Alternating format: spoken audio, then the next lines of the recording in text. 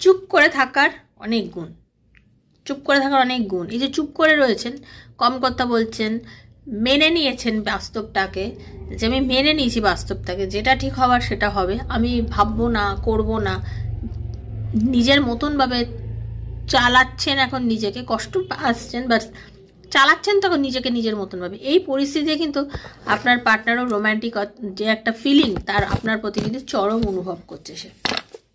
Okay, thank you so much. অবশ্যই লিখবেন কিন্তু, হ্যাঁ, নিজের এনার্জিটা কানেক্ট করবেন। যারা এখন দেখছেন, প্রথমবার যিনি এসেছেন, পুরনো বন্ধুরা সবাই জানেন, আর যারা করেন না সেটা তারা আরও ভালো জানেন আর কি।